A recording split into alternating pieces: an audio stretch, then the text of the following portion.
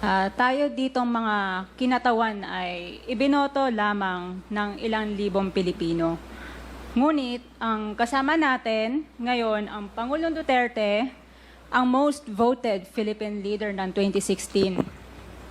At ang kanyang anak, Vice President Sara Duterte, ang most voted Philippine leader naman ngayong 2022. I would like to manifest na gusto ng sambayanang Pilipino ang pagdurog niya sa mga kriminal, durugista at NPA na terorista. Kaya sila ibinoto at patuloy na mahal ng mga Pilipino. Kaya gusto natin ng patas na hearing. Sana sinama natin dito ang libo-libong mga magulang na ang mga anak ay biniktima ng mga durugista. Ang mga ordinaryong Pilipino na naglalakad galing trabaho, tapos sinaksak o pinatay ng adik, lahat ng mga kababaihan, na kahit pati infant na babae ay ginahasa na ng adik.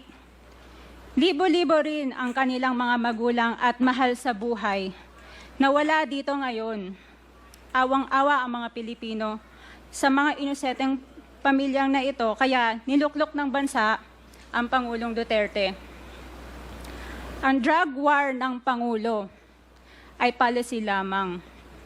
Hindi ito natupad kung hindi ito pinondohan ng Kongreso ng 6 na taon.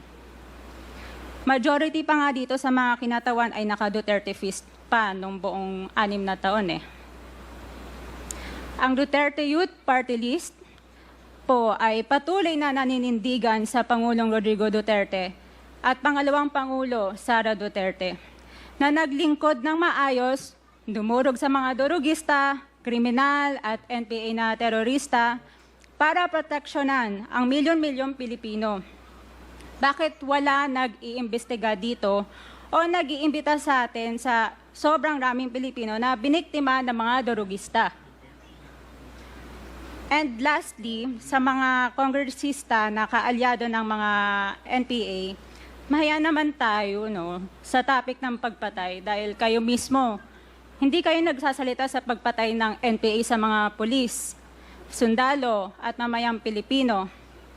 Pati rin po sa mga natitirang resource persons na gusto mag-abogada papuntang ICC, si Attorney Maria Cristina Conti, na kandidato ngayon ng Bayan Muna Party List.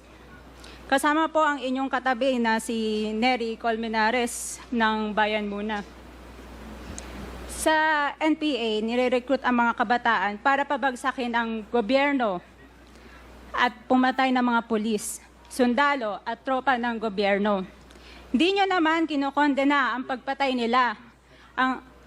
Ang kinokondena nyo ngayon ay ang dalawang naging most trusted leaders ng bansa na todo effort protektahan ang milyong-milyong mga Pilipino. In support sa advocacy sa Pangulong Duterte, ang Duterte Youth Party List ngayon, Kongreso ito, ang kaisa-isang nagpapanukala ng pagbalik ng death penalty para sa mga rapist, kidnappers, durugista at terorista.